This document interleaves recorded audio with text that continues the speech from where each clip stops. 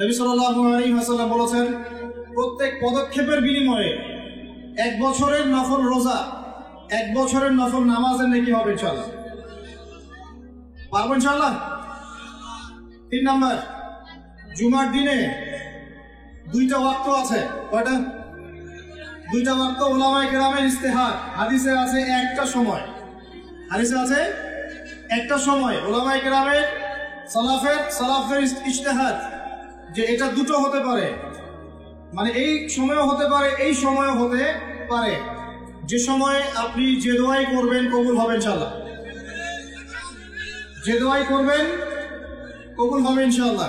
তো ভাইরা, 2টা ওয়াক্ত হচ্ছে, এক, যখন ইমাম সাহেব খুতবা শুরু করেন এই সময় থেকে নিয়ে নামাজ শেষ হওয়া পর্যন্ত এইটুক সময় দোয়া কবুল হবে ইনশাআল্লাহ। আমরা দোয়া কবুল হওয়ার ওয়াক্তগুলো জানি না, তাই দোয়া কবুলের জন্য এখানে ওখানে ধন্যবাদ দেই। অথচ জুমার দিনে আল্লাহ পাক আপনার দোয়া কবুল করার জন্য একদম হাজির। জুমার দিন যখন খুতবা শুরু হবে আপনি দোয়া করা শুরু করবেন মনে মনে। আর খুতবার দ্বিতীয় অংশে ইমাম সাহেব দোয়া করেন, খুতবার দ্বিতীয় অংশে ইমাম সাহেব দোয়া করেন, আমরা বুঝি না বলেই দোয়ায় আমিন পর্যন্ত বলি না। কি বলি না? এই হচ্ছে আমাদের জেনারেশনের অবস্থা। আমরা জানিও না যে কোনটা দোয়া। বাংলাদেশের 90% মানুষ জেনারেল ব্যাকগ্রাউন্ডের, তাদের মধ্যে বেশিরভাগ মানুষই জানে না যে কোনটা দোয়া হচ্ছে। আরেকটা কথা হচ্ছে, এগুলো যে দোয়া, এটা যদি মসজিদ কমিটিও জানতো, আমার ধারণা ইমাম সাহেবের চাকরি থাকতো না। না বুঝে ঠিক বলছেন? ইমাম সাহেব দোয়া করে আল্লাহুম্মা আইজ্জিল ইসলাম ওয়াল মুসলিমিন, বলেন আমিন। ইমাম সাহেব দোয়া করেন আল্লাহুম্মা আইজ্জিল ইসলাম ওয়াল মুসলিমিন, আল্লাহ ইসলাম এবং মুসলমানদেরকে ইজ্জত সম্মান দান করো। বুঝলেন কি দোয়া করেন? আল্লাহ আপনি মুসলমানদেরকে আর ইসলামকে ইজ্জত এবং সম্মান দান করেন। তখন আমরা বলি আমিন। ওয়া আযিল্লাশ শিরকা ওয়াল মুশরিকিন, আল্লাহ শিরক এবং মুশরিকদেরকে আপনি জিল্লতি দেন, ধ্বংস করেন। বলেন ওয়া আযিল্লাশ শিরকা ওয়াল মুশরিকিন, শিরক এবং মুশরিকদেরকে অপদস্থ করো, আমরা বলি আমিন। ওয়া দাম্মির আ'দা'আদ-দ্বীন, আল্লাহ তোমার দ্বীনের শত্রুদেরকে তুমি শায়েস্তা করো, আমরা বলি কি আমিন। ওয়া দাম্মির আ'দা'আদ-দ্বীন ওয়ানসুর ইবাদাকাল মুমিনিন, আল্লাহ তোমার মুমিন বান্দাদেরকে তুমি সাহায্য করো। ইমাম সাহেব বলেন আল্লাহুম্মা উনসুর মান নাসারা দীন মুহাম্মদ সাল্লাল্লাহু আলাইহি ওয়াসাল্লাম, ও আল্লাহ মুহাম্মদ সাল্লাল্লাহু আলাইহি ওয়াসাল্লামের দ্বীনকে যারা সাহায্য করে তুমি তাদেরকে সাহায্য করো, আমরা বলি কি আমিন। ওয়া খাযুল মান খাযালা দীন মুহাম্মদ সাল্লাল্লাহু আলাইহি ওয়াসাল্লাম, আল্লাহ যারা নবীর দ্বীনের সাথে দুশমনি করে তাদেরকে আল্লাহ তুমি ধ্বংস করো, আমরা কি বলি? এখন বলেন এই দোয়ার অর্থ যদি বাংলাদেশের সবাই বুঝতো, তাহলে কি ইমাম সাহেব দোয়া করার সময় আমরা চুপ করে বসে থাকতাম, মোবাইল টিপতাম, একে অপরের সাথে গল্প করতে পারতাম মসজিদে? আর ইমাম সাহেবেরও কি চাকরি থাকতো? ইমাম সাহেবেরও চাকরি থাকতো? উনি বলছেন আল্লাহ ইসলামের দুশমনদেরকে ধ্বংস করেন, ইসলামের দুশমনদেরকে ধ্বংস করেন। আর কমিটিতেই বসে আছে তাগুত। সে যদি জানতো যে দোয়ার অর্থ কি, তাহলে তো চাকরি থাকতো না। শোনেন, ওয়াজ নসিহত অনেক শুনবেন, শুনেছেন জীবনে, যতক্ষণ পর্যন্ত আমরা তাগুতের সাথে কুফরি করতে পারছি না আর আল্লাহর সামনে আত্মসমর্পণ করতে পারছি না, ততদিন পরিপূর্ণ মুসলমান হতে পারি নাই। আমি রেফারেন্স দিয়ে কথা বলছি। আল্লাহ পাক সূরা বাকারায় আয়াতুল কুরসি নাযিল করেছেন 255 নম্বর আয়াত। কত নম্বর? যেটা প্রত্যেক ফরজ নামাজের পরে পড়তে হয়, ঘুমানোর আগে পড়তে হয়, এবং এটা আপনাকে হেফাজত করবে। আয়াতুল কুরসি কয়জন পড়েছেন? আপনার এর পরের আয়াতটা কয়জন পড়েছেন? এই দেখেন আপনার আয়াতুল কুরসির পরের আয়াতটা শুনেন। আল্লাহ পাক বলছেন বা'দা আউযু বিল্লাহি মিনাশ শাইতানির রাজীম লা ইকরাহা ফিদ-দীন, দ্বীনের মধ্যে কোনো জবরদস্তি নাই। কি নাই ভাই? দ্বীনের মধ্যে কোনো জবরদস্তি নাই। ক্বাদ তাবায়্যানা রুশদু মিনাল গাই, মানে সত্য মিথ্যা, আলো অন্ধকার, হক বাতিল স্পষ্ট হয়ে গেছে। যেটা হেদায়েত আর যেটা গোমরাহি, এটা স্পষ্ট হয়ে গেছে। স্পষ্ট হয় নাই? তারপর আল্লাহ বলছেন মান ইয়াকফুর বিত-তাগুতি ওয়া ইউমিন বিল্লাহ ফাকাদ ইসতামসাকা বিল উরওয়াতিল উসকা, এই আয়াতটা তো আমরা অনেকে জানি না। আল্লাহ পাক বলেছেন وَمَن يَكْفُرْ بِالطَّاغُوتِ, যে বা যারা তাগুতকে অস্বীকার করলো বা তাগুতের সাথে কুফরি করলো, وَيُؤْمِن بِاللَّهِ, এবং আল্লাহর প্রতি ঈমান নিয়ে আসলো, فَقَدِ اسْتَمْسَكَ بِالْعُرْوَةِ الْوُثْقَى, সে ব্যক্তি একটা শক্ত রশি আঁকড়ে ধরলো, লা ইনফিসাম লাহা, যেটা কখনো ছিঁড়ে যাবে না ইনশাআল্লাহ। আর আল্লাহ পাক এই আয়াতে বলছেন আপনাকে তাগুতের সাথে কুফরি করতে। কার সাথে? তাগুতের সাথে কুফরি করতে এবং মুমিন হতে। ঈমানদার হতে হলে তাগুতের সাথে কুফরি করতে হবে, আর তাগুতের প্রতি ঈমান রাখলে মুমিন হওয়া যাবে না। কথা বোঝা যাচ্ছে? তাহলে এখন ডেফিনেশন কি তাগুতের? কাকে বলে এটা? যেটার প্রতি কুফরি না করলে আমি মুমিন হতে পারবো না। এক, আল্লাহ বাদ দিয়ে যার ইবাদত করা হয় সেটা তাগুত। আল্লাহ বাদ দিয়ে যার ইবাদত করা হয় সেটা তাগুত। আল্লাহ বাদ দিয়ে এমন কারো দাসত্ব করা যেটা আল্লাহ রাব্বুল আলামিনের কোরআন এবং সুন্নাহ শরীয়তের মূলনীতির বাইরে, তাগুত। এমন কোন বিধান যেটার দাসত্ব করলে আল্লাহর কোরআনের বিধানকে অবজ্ঞা করা হয়, ওটাও তাগুত। এমন কোন সিস্টেম যে সিস্টেমটা আল্লাহ এবং তার রাসূলের বিধান মোতাবেক চলে না, গায়রুল্লাহর বিধান মোতাবেক চলে, ওটাও তাগুত। আমার কথা কি বলে যাচ্ছে? ভয় লাগতেছে? তাগুতের সাথে কুফরি না করতে পারলে মুমিন হতে পারবেন না। এখন টপ টু বটম সব তাগুত, টপ টু বটম সব তাগুত। আমাদের উচিত ইসলামের মধ্যে এই আয়াতের অনুযায়ী আমল করা। আল্লাহ পাক বলেছেন উদখুলু ফিস সিলমি কাফা, তোমরা পরিপূর্ণরূপে ইসলামে প্রবেশ করো, আংশিক প্রবেশ করো না ভাই। আংশিক ইসলামে প্রবেশ করো না, পরিপূর্ণ ইসলামে প্রবেশ করো। আমরা এখন পর্যন্ত নামাজও পড়ি, সুদও খাই, মাশাআল্লাহ। আমরা এখন পর্যন্ত নামাজও পড়ি, বেপরদায় চলি, নামাজও পড়ি, বছর বছর হজ উমরাও করি, মাঝে মাঝে দান সাদাকা করি, কিন্তু যাকাত দেই না। আমরা আল্লাহর বিধানের কথা বলি, মুখে কালিমা লা ইলাহা ইল্লাল্লাহর কথা বলি ঠিকই, কিন্তু অন্যায়ভাবে মানুষের উপর জুলুম করতেই আছি। আমরা লা ইলাহা ইল্লাল্লাহ বলি ঠিকই, তারপরেও লা ইলাহা ইল্লাল্লাহর একটা বিধানও বাস্তবায়ন করি না। বাস, এখন কতটুকু মুমিন আছি আর কতটুকু মুসলমান আছেন, আর এই প্রোটেস্ট্যান্ট ভার্সন ইসলাম পালন করলে কি ফায়দা হবে, এটা আপনি বুঝতে চেষ্টা করুন। ইমাম সাহেব তেলাওয়াত করছে, ইয়া আইয়ুহাল্লাযীনা আমানু ইত্তাকুল্লাহ, হে মুমিনগণ তোমরা আল্লাহকে ভয় করো, ওয়া যারু মা বাকিয়া মিনার রিবা, তোমরা সুদের অবশিষ্ট অংশ মানে সুদ ছেড়ে দাও। ইন কুনতুম মুমিনিন, যদি প্রকৃতপক্ষে মুমিন হয়ে থাকো তাহলে ছেড়ে দাও। কি ছেড়ে দাও ভাই? সুদ। কে বলছেন? আল্লাহ। তারপরে আল্লাহ পাক বলছেন ওয়া ইল্লাম তাফআলু, যদি তোমরা সুদ না ছাড়ো, ফাযানু বিহারবিন মিনাল্লাহি ওয়া রাসূলিহি, তোমরা আল্লাহ এবং তার রাসূলের সাথে যুদ্ধের ঘোষণা শোনো। কি বুঝলেন? কি বুঝলেন? যে ব্যক্তি সুদ খায় সে কার সাথে যুদ্ধ করতেছে? আর রাসূলের সাথে। যে ব্যক্তি সুদ খায় সে আল্লাহর সাথে যুদ্ধ করে, রাসূলের সাথে যুদ্ধ করে। মুসল্লি যারা দাঁড়িয়ে আছে, ইমাম সাহেব তেলাওয়াত করছে এই আয়াতটা, মুসল্লি হাই উঠাচ্ছে, হাই তুলতেছে। এই হলো আমাদের আরবির অবস্থা। কোরআনের যে ক আমরা জানি না, এটা তার অবস্থা। এই জন্যেই বাংলাদেশের মতো জায়গায় যারা 1.5 মিনিটের খুতবা দিতে 30টা ভুল করে, তারাও শায়েখ হয়ে বসে আছে। 1.5 মিনিটের খুতবা, খালি ইন্নাল হামদুলিল্লাহি নাহমাদুহু ওয়া নাস্তাঈনুহু ওয়া নাস্তাগফিরুহু ওয়া নু'মিনু বিহি ওয়া নাতাওয়াক্কালু আলাইহি বলতে থাকতে হবে, 1.5 মিনিট লাগবে। এর মধ্যে 30টা ভুল হচ্ছে। ভুলগুলো এমন যে একটার সাথে একটার অর্থ এত পার্থক্য হচ্ছে আসমান আর জমিন। বুঝেন? সূরার ফজিলত শুনেছেন, সূরা ভাষায় পড়বেনও। আগে আপনারা কোরআন তেলাওয়াত সহি করেন। কোরআন তেলাওয়াত সহি না করে কোরআন পড়তে আসেন। কোরআন তেলাওয়াত পড়তে আসেন না মানে বুঝাচ্ছি তাফসিরে যায়েন না, তাফসির ব্যাখ্যা বিশ্লেষণ এখানে যায়েন না। আগে আপনাকে কোরআন তেলাওয়াত সহি করতে হবে। আগে কোরআন তেলাওয়াত সহি করতে হবে।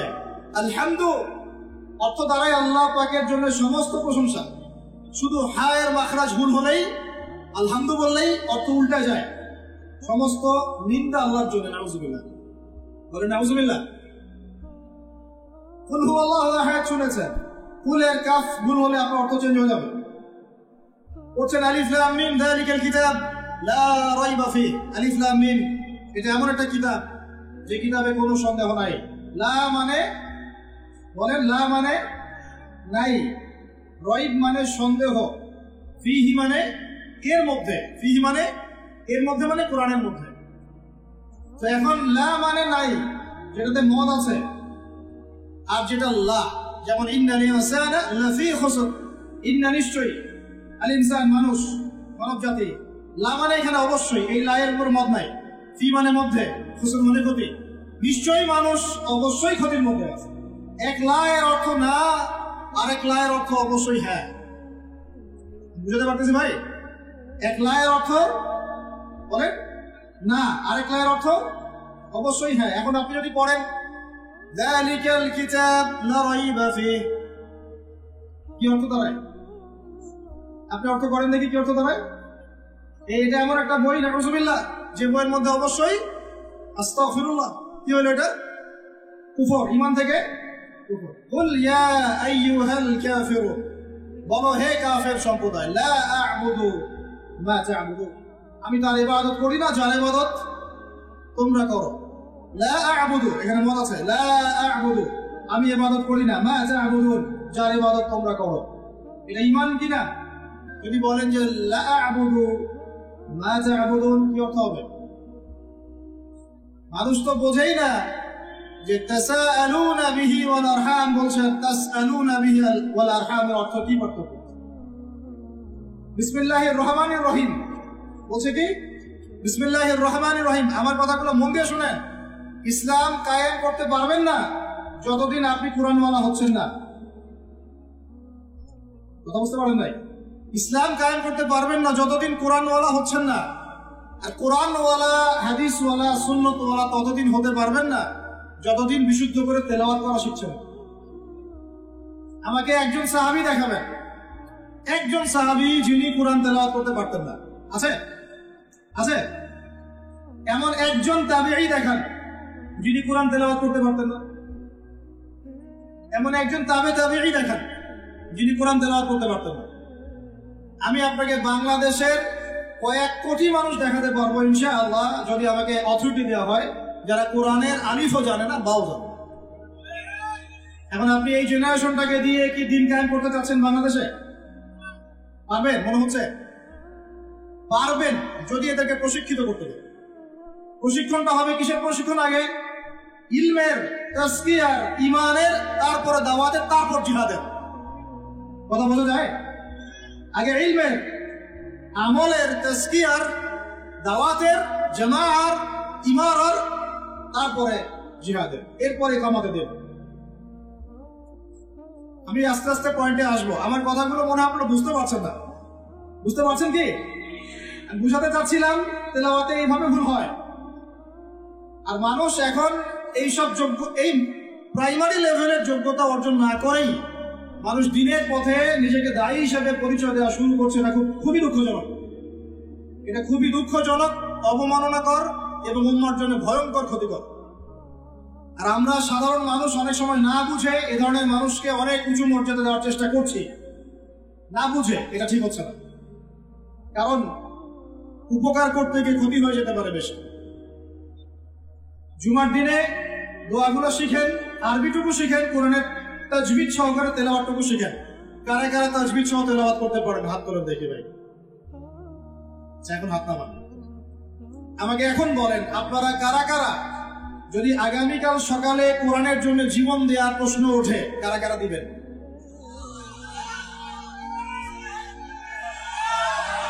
হাত নামান, হাত নামান। ওয়াল্লাহি আল্লাহর কসম করে বলছি আপনারা পারবেন না। আচ্ছা আচ্ছা, ইনশাআল্লাহ আল্লাহ কবুল করেন। তাহলে আমাকে আগে কোরআন তেলাওয়াতটা সহি করে দেখান। জীবন দেওয়া অনেক পরের কথা, জীবন দেওয়া অনেক বড় কথা কিনা? এটা কি এত সহজ? এত সহজ না ভাই, এত সহজ না। 3 দিনের রিমান্ডে একদম আপাতমস্তক সব চেঞ্জ হয়ে যাবে। কয়দিন? 3 ঘন্টা রিমান্ডে, মাত্র 3 ঘন্টা। বড় বড় ইমানদারের রিমান্ড দেখবেন যে বের হয়ে গেছে পিছন দিক দিয়ে, নাই শেষ নাই। এত সহজ না আল্লাহর জন্য জীবন দেয়া। আগে আল্লাহর জন্য তো আপনি নামাজই পড়তে পারছেন না, আপনি আল্লাহর জন্য তাহাজ্জুদই উঠতে পারছেন না। তাহাজ্জুদই তো উঠতে পারছি না আমরা তাহাজ্জুদে উঠতে না পারি, রাত্রে জেগে আছেন, রাতের একটা অংশ তো নামাজ পড়ছেন না। আল্লাহর জন্য তো আপনি দোয়া কালামগুলো মুখস্থ করলেন না, কুরআনটাও তেলাওয়াত করে এখনো শিখলেন না, 40টা হাদিস আপনি মুখস্থ বলতে পারছেন, এখন পর্যন্ত আল্লাহর জন্য আপনি হালাল খাওয়া শুরু করতে পারলেন না। আমি কাউকে উদ্দেশ্য করে কথা বলছি না, আমভাবে বলছি। তো যদি বলি এখানে যদি কেউ চোর থাকেন, তার উপর একটা চর, তাহলে কি আপনি দাঁড়ায় বলবেন যে আমি সেই চোর? কিছু মানুষ তো বলছে আর কি। এখন বাদ দেন, আল্লাহর জন্য এখন পর্যন্ত আমরা হালাল খাওয়া তো ধরতে পারলাম না, শুধু খেয়ে যাচ্ছি। আয়াত একটা তেলাওয়াত করলাম, এটা আল্লাহর সাথে যুদ্ধ করা, নবীর সাথে যুদ্ধ করা। ইমাম সাহেব তেলাওয়াত করে, আমি বুঝি, আমার হাই ওঠে। নামাজে দাঁড়ায় চেয়ার নিয়ে কারাকারি করি, কে আগে চেয়ার নিয়ে কারাকারি করি। নামাজে দাঁড়াই নড়াচড়া, বুঝি না যে কি হচ্ছে নামাজে, কার সামনে দাঁড়িয়েছি, কি বলছি, আর আল্লাহ পাক যে আমাকে দেখছেন।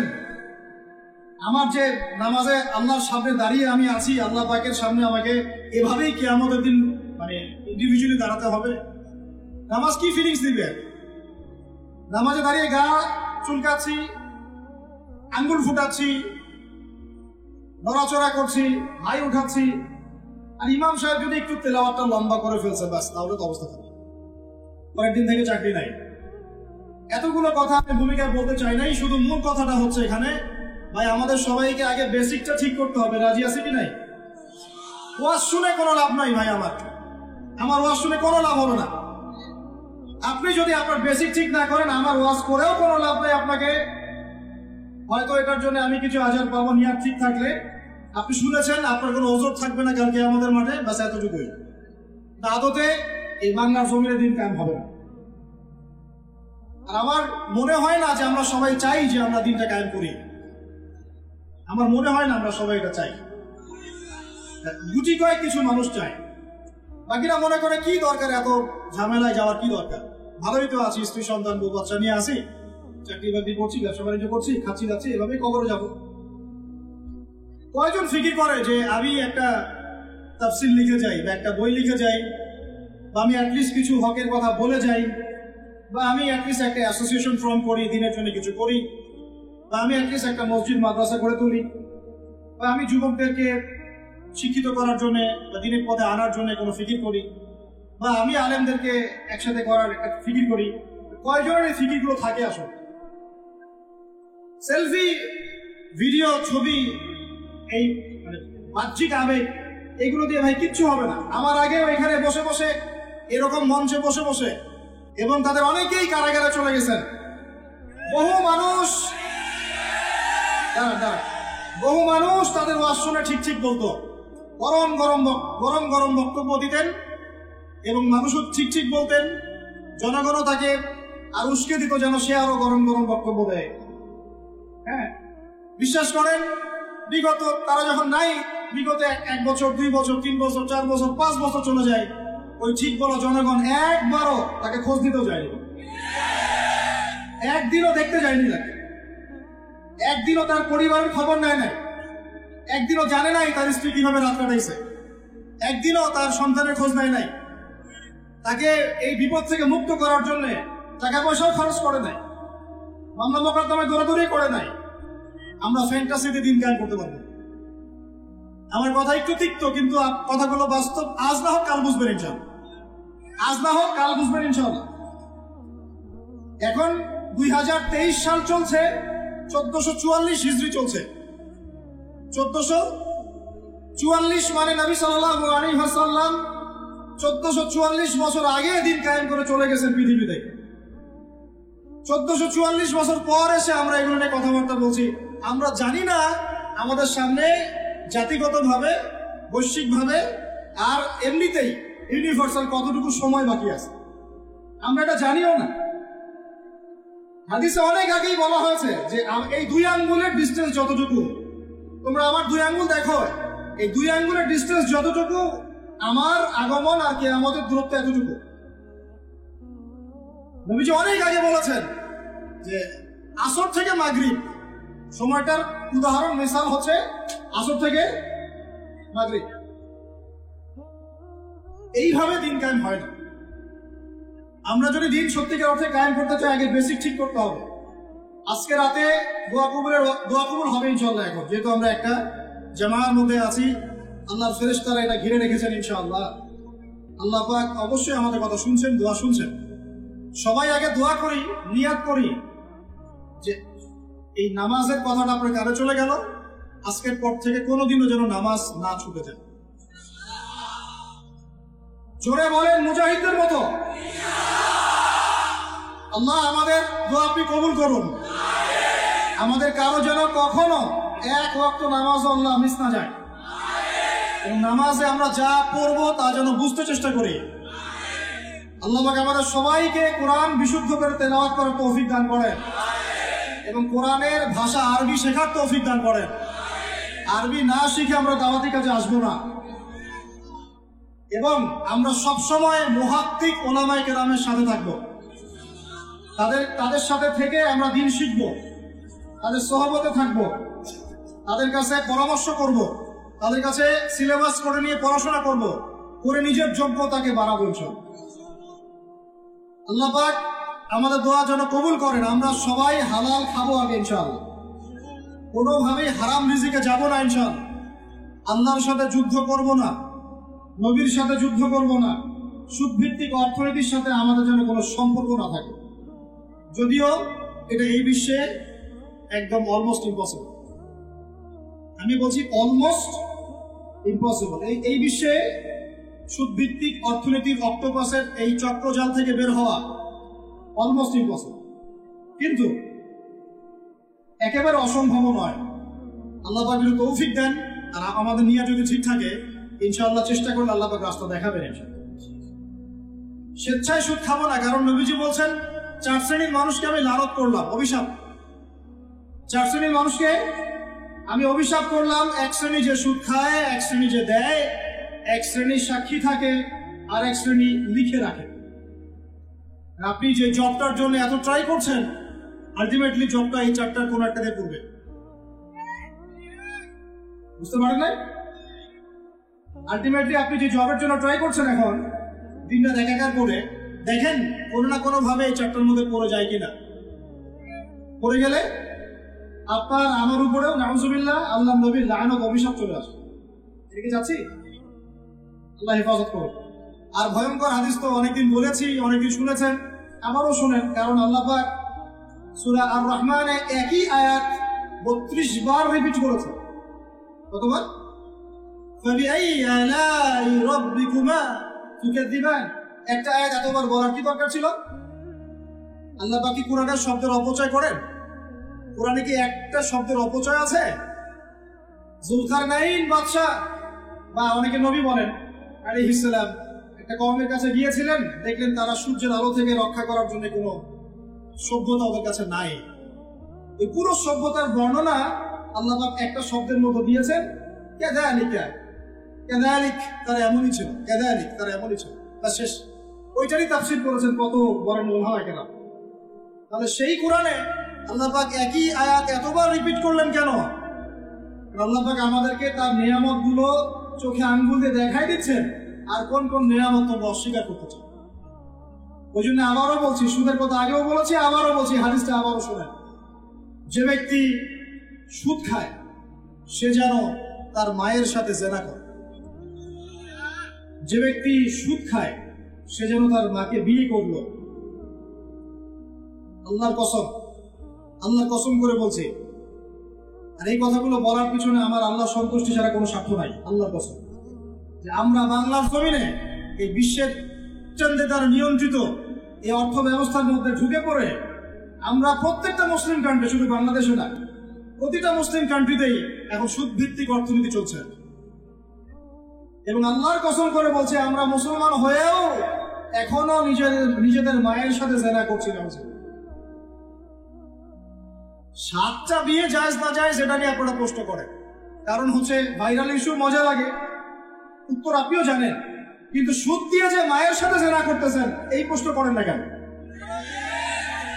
হ্যাঁ, বিয়ে শাদী নিয়ে প্রশ্ন করেন, দিন কায়েম নিয়ে প্রশ্ন করেন না কেন? শীতের দিনে বিয়ে করতে মজা লাগে না লাগে এইসব আলোচনা হয়, আল্লাহর জমিনের দাওয়াত জিহাদ নিয়ে কথা বলেন না কেন? যুব সমাজকে কিভাবে আল্লাহর দিকে নিয়ে আসা যায়, একটা সূত্রে গেঁথে ফেলা যায়, বরেণ্য ওলামায়ে কেরামদেরকে কিভাবে একটা জামায়ার মধ্যে আনা যায়, একটা আমিরুল মুমিনিন নিয়ে আসা যায়, এইসব চিন্তা করেন না কেন? সারাদিন কি এইসব মাসলা মাসাইল শিখতে থাকবে? সারা জীবন এগুলোই করতে থাকবে? সময় নাই হাতে আমাদের। এই জায়গাগুলো কে পূরণ করবে? এই জায়গাগুলো তো খালি হয়ে যাচ্ছে দিন দিন, কে পূরণ করবে? অনলাইনে বসে বসে পোস্ট লেখা সহজ, সমালোচনা করা সহজ, একটা কমেন্ট করা সহজ, লাইক শেয়ার দেওয়া সহজ। এই চেয়ারগুলো আপনি এসে পূরণ করেন, আসেন। এই চেয়ারগুলো, উম্মার নেতৃত্ব প্রদানকারী জায়গাগুলো আপনারা পূরণ করেন, আসেন। পড়াশোনা করেন, সাহসী হন, সবরের পরিচয় দেন, মুজাহাদা করেন, প্রশিক্ষিত হন, হয়ে আসেন, কথা বলেন, জামায়া গড়ে তোলেন, উম্মাকে নেতৃত্ব দেন, আসেন। এই জায়গাগুলো কাদের জন্য ছেড়ে দিচ্ছেন আপনারা? এই উম্মার দায়িত্ব আবু তোহার নামের নয়, এই উম্মতের দায়িত্ব আব্দুল মালিক সাহেবের নয়, এই উম্মতের দায়িত্ব এই মুস্তাকুর নবী হুজুর, ওসামা ভাই, আহমদুল্লাহ হুসুর, এই ইন্ডিভিজুয়াল মানুষদের নয়। একজন ব্যক্তির উপরে, কয়েকজন ব্যক্তির উপরে আপনি দায়িত্ব চাপাই দিতে পারবেন না। উম্মার প্রত্যেকটা ব্যক্তির দায়িত্ব আছে এই উম্মাকে বিজয়ী করার জন্য। আপনি চিন্তা করেন, আয়নার সামনে দাঁড়ান, আয়নার সামনে দাঁড়াই চিন্তা করেন না যে সারাটা জীবনে 30-32 বছর বয়স হয়ে গেল, 40-50 হয়ে গেল, এই উম্মা আপনার কাছ থেকে কি পেয়েছে এখন পর্যন্ত? এই উম্মা আপনার কাছে কি পেয়েছে? কয়টা বই পেয়েছে, কয়টা লেকচার পেয়েছে, কয়টা অ্যাসোসিয়েশন পেয়েছে, কয়টা ইকোনমিক প্রজেক্ট পেয়েছে, কয়টা জামা, কয়টা ইমারা, কয়টা দাওয়া, কয়টা মসজিদ, কয়টা মাদ্রাসা, কি পেয়েছে উম্মা আপনার কাছে? আমি আপনার কলবে আঘাত করতেই আসছি, আমার কথা আপনি আঘাত পাবেন আমি জানি। এই আঘাতটা আপনাকে আল্লাহর পথে নিয়ে আসবে ইনশাআল্লাহ। এই আঘাতটা ইনশাআল্লাহ আমাদের এই তরুণ ভাইদেরকে আল্লাহর পথে নিয়ে আসবে ইনশাআল্লাহ। সাহসী মানুষদের মতো বলেন ইনশাআল্লাহ। এই আওয়াজগুলা ইনশাআল্লাহ আমাদেরকে আল্লাহর পথে নিয়ে আসবে ইনশাআল্লাহ। প্রত্যেক ঘরে ঘরে একজন করে হাফেজ তৈরি করেন, প্রত্যেক ঘরে ঘরে একজন দিনদার মেয়েকে বিয়ে করেন, প্রত্যেক ঘরে ঘরে যে বাচ্চাগুলো হবে এই বাচ্চাগুলোকে ইসলামী শিক্ষায় শিক্ষিত করেন, প্রত্যেক ঘরে ঘরে অন্তত একটা করে আলেম তৈরি করেন। একটা আইয়ুবী দেন আমাদেরকে, একটা খালিদ বিন ওয়ালিদ দেন, একজন আপনি আমাকে ওমর ইবনে খাত্তাব দেন, একজন মুসআব বিন উমাইর দেন, একজন খুবাইব দেন, একজন মুসআব বিন নুমাইর দেন। কাদের নাম বলবো? একজন তারিক বিন জিয়াদ দেন, একজন বিন কাসিম দেন। একটা সন্তান দেন আমাদের, একটা সন্তান মানুষ করেন, একটা। 10টা-20টা বাচ্চা নিচ্ছি, একটাও মানুষ হয় না। আলেম পরিবারের সন্তান মুদিখানার দোকানে ব্যবসা করে কেন খাবেন আপনি? আপনার এই উম্মতের উপর দায়িত্ব আছে। আমাদের দায়িত্ব খালি মধু বিক্রি করা, টুপি বিক্রি করা, আতর বিক্রি করা? ইসলামের দিকে আসার সাথে সাথেই কেন আপনার এদিকে চলে যান? উম্মাকে কে নেতৃত্ব দিবে? আমরা দিব? আমাদের কোনো ক্ষমতা আছে? আমাদের কোনো জ্ঞান আছে? আমাদের কোনো সেই যোগ্যতা আছে? আমাদের দিকে আঙ্গুল তুলতে পারবেন আপনি? কারণ আল্লাহর কসম, আল্লাহর জমিনে সবচেয়ে গুনাহগার বান্দা আমরাই। যদি আমরা সত্যিকারের নেতৃত্ব প্রদান করার যোগ্যতা অর্জন করতে পারতাম, এতদিনে আমাদের হাতে দিন বিজয় হয়ে যেত। নাই সেটা আমার মধ্যে, নাই সেটা হয়তো আমাদের মধ্যে, পারছি না আমরা। আপনাকে দায়িত্ব নিতে হবে। একজন ভাই গার্মেন্টস ব্যবসায়ী, তিনি এত বড় একটা আয়োজন করতে পারেন, তার দায়িত্ব পালন করতে পারেন। আপনারও তো অর্থ সম্পদ আছে, একটা ইসলামিক ইউনিভার্সিটি করেন, একটা বড় একটা মার্কাজুল কোরআন, মার্কাজুল ইলম গড়ে তোলেন, উলামায়ে কেরামদের একটা জামায়া গড়ে তোলেন। কিছু পারেন না, অথেন্টিক বইগুলোকে প্রচার করার ব্যবস্থা করেন, কিছু অথেন্টিক মিডিয়া প্রডিউস করেন। তোমরা জেনারেল লাইনে পড়াশোনা করে কয়জন বিজ্ঞানী হচ্ছ? একটা সফটওয়্যার আবিষ্কার করতে পারছি না আমরা ইসলামিক। হাতে গোনা যায় অ্যাপস, 3-4টা অ্যাপস ইসলামিক প্রযুক্তি আমাদের নিজস্ব হাতে তৈরি করে না। আমাদের স্বতন্ত্র মিডিয়া নাই। এই মিডিয়াগুলোতে কিছু হয় না, এগুলো বরং কোনো কোনো ক্ষেত্রে ফেতনাও ছড়ায় বেশি। হিংসা নিয়ে যদি মানুষ পরকালে যায়, নেক আমলগুলা আগুনের মতো খেয়ে ফেলবে, নবী সাল্লাল্লাহু আলাইহি ওয়াসাল্লাম বলেছেন। আমরা এটাকে ফরজ করে নিয়েছি নিজেদের মধ্যে। ভাই, আপনারও তো যোগ্যতা আছে, আপনারও তো কিছু করার আছে। একটা অ্যাপস আবিষ্কার করেন, একটা বই লিখেন, একটা মাদ্রাসা করেন, একটা মসজিদ করেন, একটা ইসলামিক ইউনিভার্সিটি করে তোলেন, স্বতন্ত্র ইসলামিক মিডিয়া করে তোলেন। সবচেয়ে বড় কথা, কাজ যেগুলো হয় সেগুলো বিক্ষিপ্ত হয়ে যায়। এগুলো কোনো একটা সূত্রে গাঁথা না। এখানে একটা মাহফিল, ওখানে একটা, ওখানে একটা, ওখানে একটা, এখানে একটা মাদ্রাসা, ওখানে একটা, ওখানে একটা, এখানে একটা। চারজন চারভাবে চিন্তা করেন, চারজন চারভাবে চলেন। এখানে একটা সংগঠন ইসলামিক, ওখানে একটা, এখানে আর একটা, ওখানে একটা। একটা ওয়াল উম্মাহ জামাআহ নাই বাংলাদেশে। তো আপনারা বলেন না আমাকে, এই উম্মাহকে কিভাবে আমরা বিজয় নিয়ে যাব? আমাকে আপনারা বলেন, ছোটখাটো প্রশ্ন করা বাদ দিয়ে আপনারা আমাকে উত্তর দেন। কিভাবে আপনি এই দুনিয়াতে আল্লাহ পাকের দ্বীন ইসলাম কায়েম করবেন? পথ পদ্ধতি কি আপনার কাছে? কি পথ পদ্ধতি? কিভাবে শুরু করবেন? তারপরে কি, তারপর কি, তারপর কি, তারপর কি? গন্তব্য কোথায়? কারণ আমি বলি আপনাদেরকে, গন্তব্য কোথায়? আমাদের গন্তব্য কোথায়? আল্লাহর কসম করে বলতেছি, আল্লাহ রাব্বুল আলামিনের কোনো পরোয়া নাই যদি বাংলাদেশে দিন কায়েম না হয়, যদি পাকিস্তানে না হয়, মালয়েশিয়াতে না হয়, এইখানে না হয়, ওইখানে না হয়, আল্লাহর কোনো পরোয়া নেই, কিছু যায় আসে। কারণ আখিরুজ্জামান স্টাডি করলে আপনি পাবেন যে অবশ্যই অবশ্যই নবী ঈসা ইবনে মারইয়াম এই পৃথিবীতে আবার আসছেন ইনশাআল্লাহ, এবং তিনি আসার আগেই মুসলিমদের মধ্যে একজন ত্রাণকর্তা আসবেন। তার নাম মুহাম্মদ। তার নাম কি? মুহাম্মদ। বাবার নামও আব্দুল্লাহ, মায়ের নামও আমিনা। মিল থাকবে বংশের। উঁচু নাক, চওড়া কপাল, নবী সাল্লাল্লাহু আলাইহি ওয়াসাল্লামের চেহারার সাথে সাদৃশ্য থাকবে। মুসলমানদেরকে নেতৃত্ব দিবেন ইনশাআল্লাহ। আমি বলছিলাম আল্লাহ পাকের কোনো পরোয়া নাই, কারণ এই হাদিসগুলো স্টাডি করলে আপনি দেখবেন মুসলমানদের হাতে আসতে যাচ্ছে ইনশাআল্লাহ। ওইখানে ঈসা আলাইহিস সালাম 40 বছর ইসলামের খেলাফত কায়েম করবেন ইনশাআল্লাহ। খিলাফত নাই, ইসলামের প্রতিষ্ঠার কথা আপনি ভুলে যান। খিলাফত ছাড়া ইসলামের প্রতিষ্ঠার কথা ভুলে যান। ঈসা আলাইহিস সালাম এসে কোনো সন্ধি করবেন না। ইউনাইটেড নেশনসে গিয়ে বলবেন না যে আমাকে একটা স্বাধীন রাষ্ট্র প্রতিষ্ঠার অনুমোদন দেন। তিনি এই কথা বলবেন না। তিনি বলবেন না যে আমাকে ডলার দেন। IMF এ গিয়ে বলবেন না আমাকে ঋণ দেন। বরং তিনি এই পুরো বৈশ্বিক কুফরি তাগুতি শক্তির গোড়ায় গিয়ে আঘাত করবেন ইনশাআল্লাহ। যতদিন পর্যন্ত এই পুরো বিশ্বে যে অ্যালায়েন্স এর পতন না হচ্ছে, ততদিন পর্যন্ত মুসলমানরা স্বাধীন হতে পারে নাই। আমরা এখন পর্যন্ত স্বাধীন হতে পারি নাই, এটাই সত্য কথা। কখন স্বাধীন হবেন আপনি? কখন এই উম্মাহ স্বাধীন হবে? যখন আপনার আমার কথায় পশ্চিমারা উঠবে বসবে, তখন। যখন আপনার আমার কথায় উঠবে আর বসবে, তখন। যখন আপনার আমার কথায় এই পুরো কুফরি তাগুতি শক্তি উঠবে বসবে, তখন বুঝবেন উম্মাহ স্বাধীন হয়েছে। স্বাধীনতা শুনছেন? বেলাল ইবনে রাবাহ স্বাধীন। যখন তাকে পিটানো হচ্ছে, সেগুলো দিয়ে বেঁধে শেষরায় টানা হচ্ছে, বেলাল ইবনে রাবাহ সেদিন স্বাধীন ছিলেন, কারণ তিনি আল্লাহ ছাড়া কারো দাসত্ব করেন।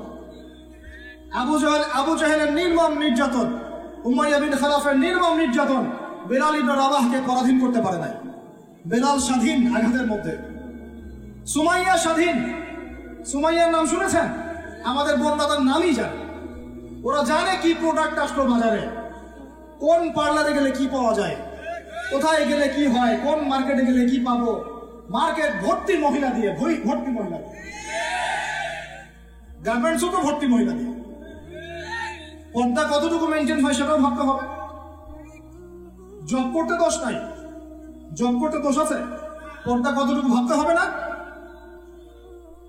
আমরা যে বস্তুবাদী, এটা আমাদের রাস্তাগুলোই প্রমাণ করছে। আমরা আমাদের বাড়ি ঘরগুলো চকচকা করছি আর সরকারের রাস্তাগুলো ভেঙে ফেলতেছি। এখন ওই রাস্তাগুলো তৈরি করে দেওয়ার দায়িত্ব আমাদের,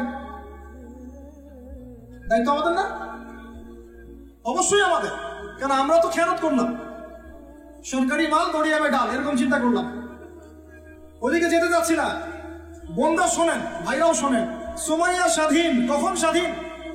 যখন আবু জেহেল তাকে বলছে যে তুই এই জন্যই ইসলাম কবুল করেছিস যে মুহাম্মাদের সৌন্দর্য দেখে তুই তার প্রেমে পড়েছিস। নাউযুবিল্লাহ সাল্লাল্লাহু আলাইহি ওয়াসাল্লাম কি বলেছে বলেন? তুই মুহাম্মাদের সৌন্দর্য দেখেই মনে হয় তার প্রেমে পড়েছিস। নাউযুবিল্লাহ, আস্তাগফিরুল্লাহ।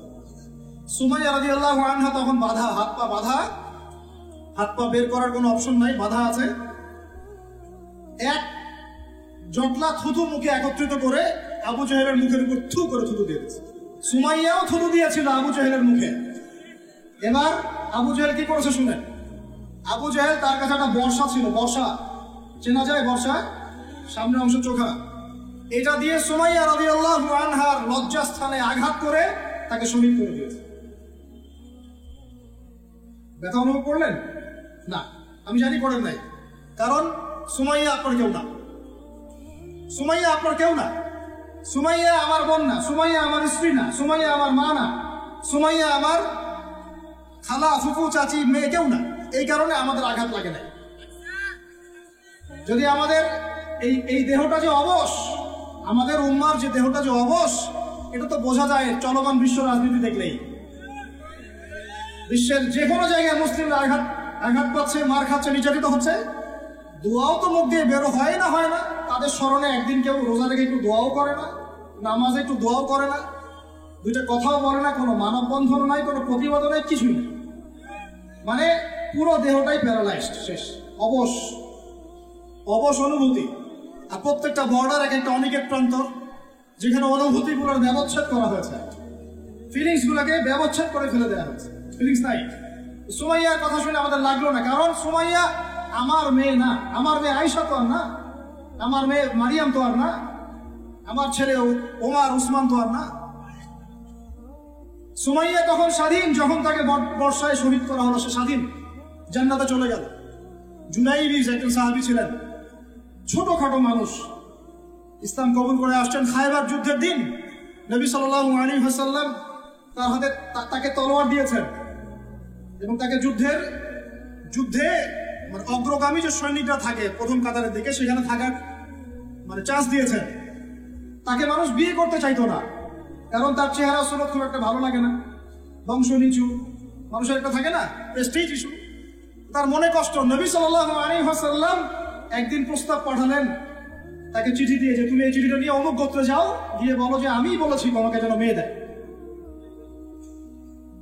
তখন তারপরেও মেয়ে দিতে চাচ্ছে না, কিন্তু সেই মেয়ে শুনেছে যে আল্লাহর নবী সুপারিশ করেছে, আমার যৌবনের উপর ধিক্কার যদি আমি এই সুপারিশ না রাখি। তিনি বললেন জুলাইবিস যেমনই হোক চেহারা, আমি তাকে বিয়ে করতে রাজি আছি। তিনি বিয়ে করলেন, সংসার হলো, শুরু হলো। এই সাহাবী খায়বার যুদ্ধে শহীদ হলেন। নবী সাল্লাল্লাহু আলাইহি ওয়াসাল্লাম তার চারপাশে দেখলেন, তার চারপাশে 12 জন ইহুদির লাশ পড়ে আছে। কয়জন? একাই 12 জনকে হত্যা করেছে এই সাহাবী। সুবহানাল্লাহ। আল্লাহর নবী তাকে নিজের হাতে কোলে নিয়েছেন, কোলে মানে তার দেহটা এরকম ছিল আর খুব লম্বা চওড়া না, নিজের হাতে কোলে নেওয়ার মতো নিয়ে নিজ হাতে তিনি তাকে দাফন করলেন। আর বললেন যে আমার এই সাহাবীর জন্য হুরে নেঈনরা তাদের দরজা খুলে দিয়েছেন। প্রতিটা মুসলিম কান্ট্রিতেই এখন সুদ ভিত্তিক অর্থনীতি চলছে, এবং আল্লাহর কসম করে বলছে আমরা মুসলমান হয়েও এখনো নিজেদের মায়ের সাথে জেনা করছি না।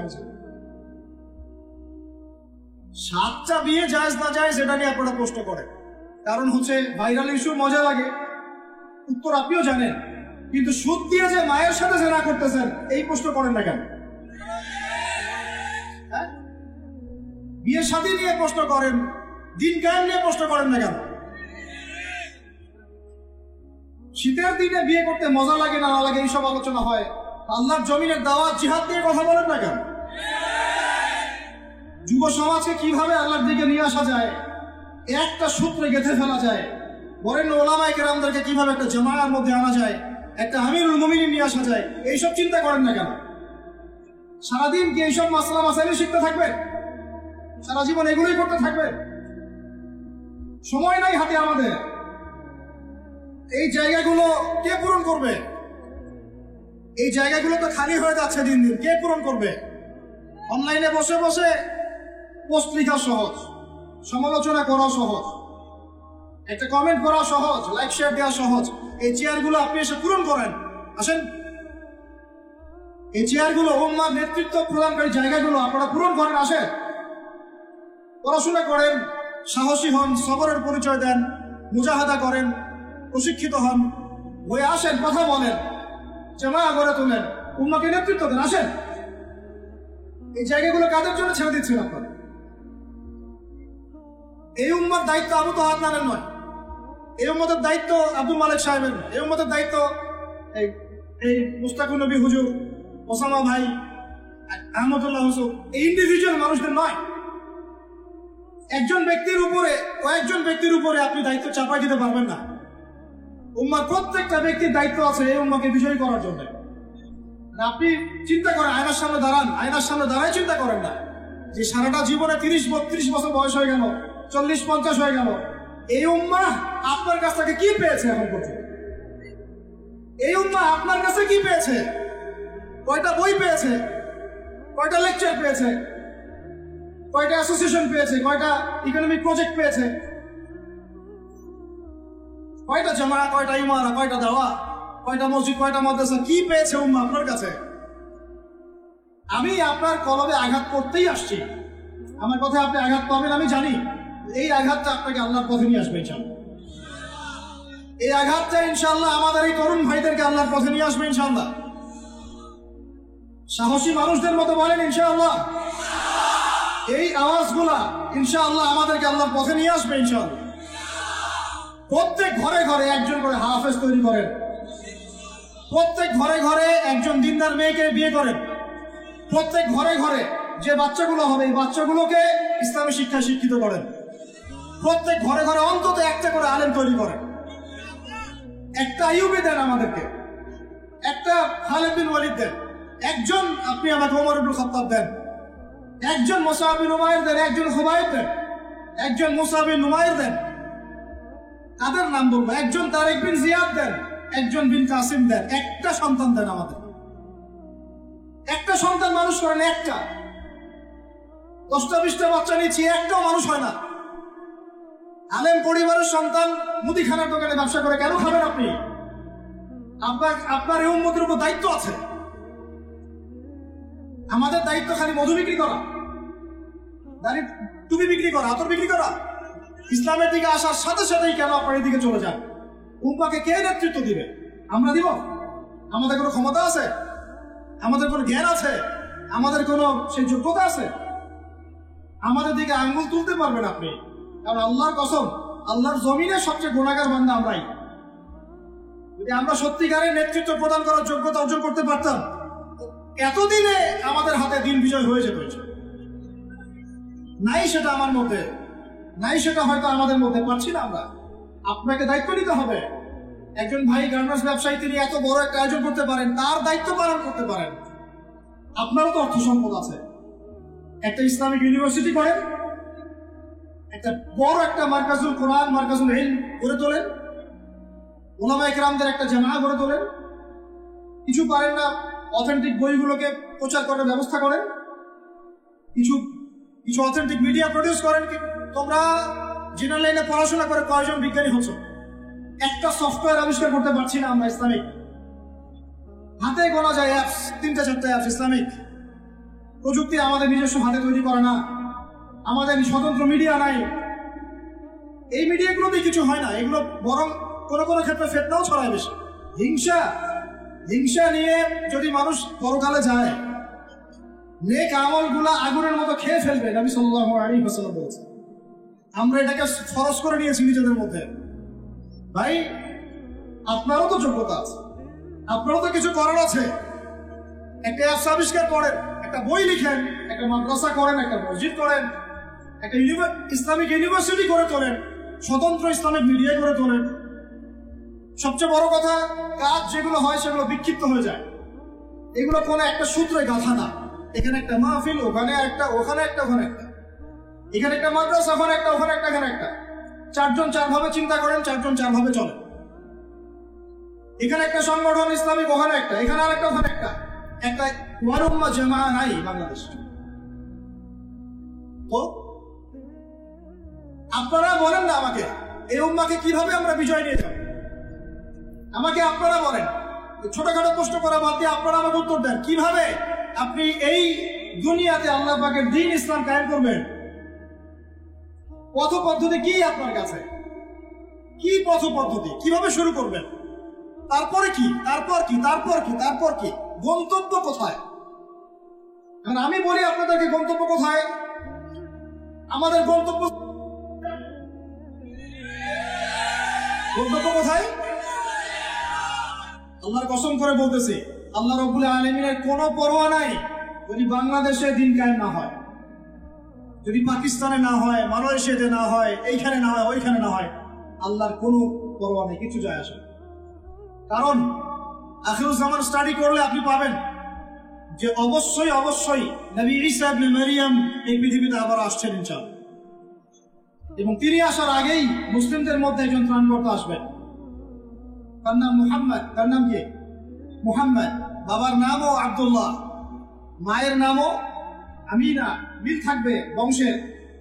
উঁচু নাক, চওড়া কপাল, নবী সাল্লাল্লাহু আলাইহি ওয়াসাল্লামের চেহারার সাথে সাদৃশ্য থাকবে। মুসলমানদেরকে নেতৃত্ব দিবেন ইনশাআল্লাহ। আমি বলছিলাম আল্লাহ পাকের কোনো পরোয়া নাই, কারণ এই হাদিসগুলো স্টাডি করলে আপনি দেখবেন মুসলমানদের হাতে আসতে যাচ্ছে ইনশাআল্লাহ। ওইখানে ঈসা আলাইহিস সালাম 40 বছর ইসলামের খেলাফত কায়েম করবেন ইনশাআল্লাহ। খেলাফত নাই, ইসলামের প্রতিষ্ঠার কথা আপনি ভুলে যান। খেলাফত ছাড়া ইসলামের প্রতিষ্ঠার কথা ভুলে যান। ঈসা আলাইহিস সালাম এসে কোনো সন্ধি করবেন না। ইউনাইটেড নেশনসে গিয়ে বলবেন না যে আমাকে একটা স্বাধীন রাষ্ট্র প্রতিষ্ঠার অনুমোদন দেন, তিনি এই কথা বলবেন না। তিনি বলবেন না যে আমাকে ডলার দেন, IMF-এ গিয়ে বলবেন না আমাকে ঋণ দেন, বরং তিনি এই পুরো বৈশ্বিক কুফরি তাগুতি শক্তির গোড়ায় গিয়ে আঘাত করবেন ইনশাআল্লাহ। যতদিন পর্যন্ত এই পুরো বিশ্বে যে অ্যালায়েন্স এর পতন না হচ্ছে, ততদিন পর্যন্ত মুসলমানরা স্বাধীন হতে পারে নাই। আমরা এখন পর্যন্ত স্বাধীন হতে পারি নাই, এটাই সত্য কথা। কখন স্বাধীন হবেন আপনি? কখন এই উম্মাহ স্বাধীন হবে? যখন আপনার আমার কথায় পশ্চিমারা উঠবে বসবে, তখন। যখন আপনার আমার কথায় উঠবে আর বসবে, তখন। যখন আপনার আমার কথায় এই পুরো কুফরি তাগুতি শক্তির উঠবে বসবে, তখন বুঝবেন উম্মাহ স্বাধীন হয়েছে। স্বাধীনতা শুনছেন? বেলাল ইবনে রাবাহ স্বাধীন, যখন তাকে পিটানো হচ্ছে, সেগুলো দিয়ে বেঁধে শেষে টানা হচ্ছে। বেলাল ইবনে রাবাহ সেদিন স্বাধীন ছিলেন, কারণ তিনি আল্লাহ ছাড়া কারো দাসত্ব করেন। আবু জাহেলের নির্মম নির্যাতন, উমাইয়া বিন খালাফের নির্মম নির্যাতন বেলাল ইবনে রাবাহকে পরাধীন করতে পারে নাই। বেলাল স্বাধীন আঘাতের মধ্যে। সুমাইয়া স্বাধীন। সুমাইয়ার নাম শুনেছেন? আমাদের বোনরা তার নামই জানে। ওরা জানে কি প্রোডাক্ট আসলো বাজারে, কোন পার্লারে গেলে কি পাওয়া যায়, কোথায় গেলে কি হয়, কোন মার্কেটে গেলে কি পাবো। মার্কেট ভর্তি মহিলা দিয়ে, ভর্তি মহিলা দিয়ে, গার্মেন্টসও তো ভর্তি মহিলা দিয়ে। পর্দা কতটুকু মেনটেন হয় সেটাও ভাবতে হবে। জব করতে দোষ নাই, জব করতে দোষ আছে, পর্দা কতটুকু ভাবতে হবে না? আমরা যে বস্তুবাদী, এটা আমাদের রাস্তাগুলোই প্রমাণ করছে। আমরা আমাদের বাড়ি ঘরগুলো চকচকা করছি, আর সরকারের রাস্তাগুলো ভেঙে ফেলতেছি। এখন ওই রাস্তাগুলো তৈরি করে দেওয়ার দায়িত্ব আমাদের। দায়িত্ব আমাদের না? অবশ্যই আমাদের, কারণ আমরা তো খেয়ানত করলাম। সরকারি মাল গড়িয়াবে ডাল, এরকম চিন্তা করলাম। ওদিকে যেতে যাচ্ছি না। বোনরা শোনেন, ভাইরাও শোনেন, সুমাইয়া স্বাধীন। কখন স্বাধীন? যখন আবু জেহেল তাকে বলছে যে তুই এই জন্যই ইসলাম কবুল করেছিস যে মুহাম্মাদের সৌন্দর্য দেখে তুই তার প্রেমে পড়েছিস। নাউযুবিল্লাহ সাল্লাল্লাহু আলাইহি ওয়াসাল্লাম কি বলেছে বলেন? তুই মুহাম্মাদের সৌন্দর্য দেখেই মনে হয় তার প্রেমে পড়েছিস। নাউজুবিল্লাহ, আস্তাগফিরুল্লাহ। সুমাইয়া রাদিয়াল্লাহু আনহা তখন বাধা, হাত পা বাধা, হাত পা বের করার কোনো অপশন নাই, বাধা আছে। এক জটলা থুতু মুখে একত্রিত করে আবু জাহেলের মুখের উপর থু করে থুতু দিয়ে দিয়েছে। সুমাইয়াও থুতু দিয়েছিল আবু জাহেলের মুখে। এবার আবু জাহেল কি করেছে শুনেন। আবু জাহেল, তার কাছে একটা বর্ষা ছিল, বর্ষা চেনা যায়, বর্ষা সামনের অংশ চোখা, এটা দিয়ে সুমাইয়া রাদিয়াল্লাহু আনহার লজ্জাস্থানে আঘাত করে তাকে শহীদ করে দিয়েছে। ব্যথা অনুভব করলেন না? আমি জানি করেন নাই, কারণ সুমাইয়া আপনার কেউ না, সুমাইয়া আপনার কেউ না, সুমাইয়া আমার বোন না, সুমাইয়া আমার স্ত্রী না, সুমাইয়া আমার মা না, সুমাইয়া আমার খালা ফুফু চাচি মেয়ে কেউ না। এই কারণে আমাদের আঘাত লাগে নাই। যদি আমাদের এই দেহটা যে অবশ, আমাদের উম্মার যে দেহটা যে অবশ, এটা তো বোঝা যায় চলমান বিশ্ব রাজনীতি দেখলেই।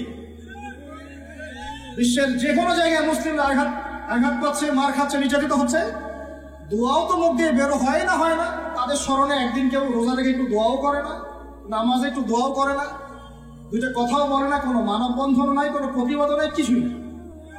মানে পুরো দেহটাই প্যারালাইজড, শেষ, অবশ, অবশ অনুভূতি।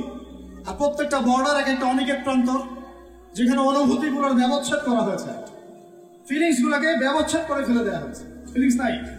সুমাইয়ার কথা শুনে আমাদের লাগলো না, কারণ সুমাইয়া আমার মেয়ে না, আমার মেয়ে আয়েশা তো আর না, আমার মেয়ে মারিয়াম তো আর না, আমার ছেলে ওমর উসমান তো আর না। সুমাইয়া তখন স্বাধীন, যখন তাকে বর্ষায় শহীদ করা হলো, সে স্বাধীন, জান্নাতে চলে গেল। জুলাইবিজ একজন সাহাবী ছিলেন, ছোটখাটো মানুষ, ইসলাম কবুল করে আসছেন। খায়বার যুদ্ধের দিন নবী সাল্লাল্লাহু আলাইহি ওয়াসাল্লাম তার হাতে তাকে তলোয়ার দিয়েছেন এবং তাকে যুদ্ধে মানে অগ্রগামী যে সৈনিকরা থাকে প্রথম কাতারের দিকে, সেখানে থাকার মানে চান্স দিয়েছেন। তাকে মানুষ বিয়ে করতে চাইতো না, কারণ তার চেহারা সুরত খুব একটা ভালো লাগে না, বংশ নিচু, মানুষের একটা থাকে না প্রেস্টিজ ইস্যু। তার মনে কষ্ট। নবী সাল্লাল্লাহু আলাইহি ওয়াসাল্লাম একদিন প্রস্তাব পাঠালেন তাকে চিঠি দিয়ে, যে তুমি এই চিঠিটা নিয়ে অমুক গোত্রে যাও, গিয়ে বলো যে আমি বলেছি তোমাকে যেন মেয়ে দেয়।